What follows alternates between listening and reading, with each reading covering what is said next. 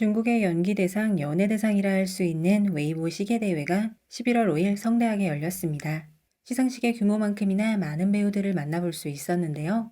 화려한 시상식의 모습과 더불어 방송에는 공개되지 않은 비하인드까지 정리했습니다.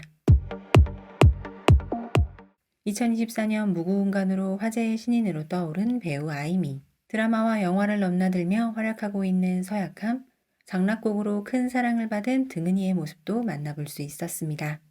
이뮤는 바디수트를 입은 듯한 파격적인 디자인의 드레스를 입고 등장해서 화제가 되었습니다. 얼굴 몸매 어디 하나 빠지는 곳 없는 왕초연은 화려한 레드 드레스를 입고 등장, 시선을 사로잡았습니다. 지난 시상식에서는 마치 날개가 달린 듯한 독특한 디자인의 의상을 입고 참석했던 증순이는 이번에는 무난한 디자인의 의상을 선택했습니다. 인기리에 방영 중인 영야성화의 주인공 우서은도 시상식에 참석했습니다. 우서은은 인터뷰도 진행했는데요. Hello， 大家好，我是虞书欣，很开心见到大家。最近虞书欣的《永夜星河》正在热播当中，如果有些朋友还在关注当中，可以介绍介绍这个角色有什么特别之处？就是像我之前做的所有的宣传一样，大家就是能看得很开心，阖家欢乐，然后想快乐你就去看妙妙。好的，再次欢迎我们的虞书欣。谢谢。 영야성화가 좋은 반응을 얻으며 방영 중에 있어 행복해 보이는 모습의 우서은이었습니다. 시상식에서 만나보는 임가륜은 여전히 멋진 모습이었는데요. 89년생으로 30대 중반을 넘긴 임가륜인데 그 사실이 전혀 믿기지 않는 초절정 동안을 자랑했습니다. 이런 시상식에 빠질 수 없는 조로사 역시 시상식을 빛내주었습니다. 조로사는 롱드레스가 아닌 짧은 디자인의 드레스를 선택, 통통 튀는 자신의 매력을 드러내기도 했습니다. 조로사에 이어 등장한 단건차. 단건차야말로 가장 바쁘고 핫한 2024년을 보낸 배우일 텐데요. 진행자는 역제도감2에 대한 이야기를 묻기도 했습니다. 其实剑次除了这么多作品之外呢，最近也同时在忙自己的多见一次个人巡回演唱会哈。微博的朋友们，大家好，我是剑次，很高兴今天在这见到大家。我们也很开心，我们的《猎罪图鉴2》月亮已经破了170万了。第二部期待一下有什么亮点和突破？首先非常感谢大家对《猎罪图鉴2》的支持吧，然后也会跟大家看到沈毅的更多视角里面的另一面。对。 이번 스타일링으로 화제를 모은 담송훈입니다. 화려한 꽃이 수놓인 듯한 블랙드레스와 헤어스타일링이 담송훈에게 너무도 잘 어울려 반응이 상당히 좋았다고 합니다. 이번에는 위철명과 상화삼 두 얼굴 천재를 한 번에 만나볼 수 있었습니다. 이래서 시상식이 좋은 건가 봅니다. 가수로도 활동하고 있는 위철명에게는 싱글 앨범과 관련된 질문을 하기도 했습니다. 新歌 Whisper 可好听了，没听的朋友赶紧听那个。华森最近也很忙啊，他的《暗河传》也是刚刚杀青。 好多作品都要跟大家见面的。Hello， 各位微博的朋友们，大家好，我是演员魏哲鸣，很开心跟大家相见。Hello， 微博的朋友们，大家好，我是演员常华森，期待啊，合爪。继续去听 Whisper。要真心多动听，会不会有默契？ 부드러운 느낌이 닮은 두 배우 이란적과 리니도 함께 등장했습니다. 이란적은 사랑스러운 스타일링을 선보였고 리니는 어딘가 약간 탈괴 느낌의 스타일링으로 등장했습니다. 2024년 가장 핫한 커플 중에 한 커플인 금수안녕의 커플 장한이와 인민도 함께 레드카펫을 밟았습니다. 금수안녕은 두 사람의 기대 이상의 케미와 흥미진진한 드라마 전개까지 두 마리 토끼를 다 잡으며 성공한 드라마가 되었습니다. 다음으로 만나볼 커플은 바로 금얼여가의 커플 저우예와 승로의 커플이었습니다.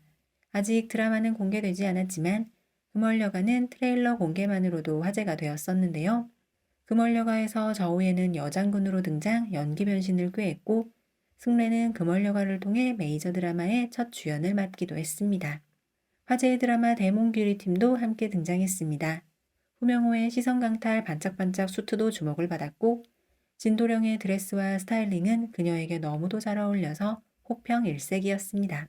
再次欢迎我们的大梦归离剧组来到。Hello， 大家好，我们是大梦归离剧组。Hello， 大家好，我是黄明浩。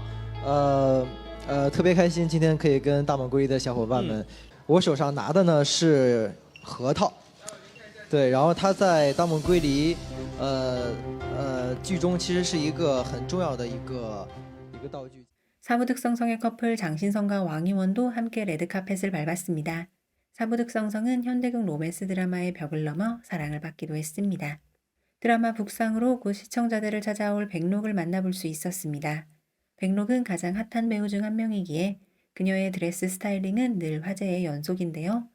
이번에도 백록의 스타일링은 호평이었다고 합니다. Hello， 大家好，我是演员白鹿。白鹿这次带来我们电视剧《北上》哈，所以你跟他，你感觉有什么产生共鸣的地方？我觉得华子跟我比较像的一点就是他也比较倔强吧。 대봉탁영인의 방영을 앞두고 있는 왕학체 역시 레드카펫을 밟았습니다.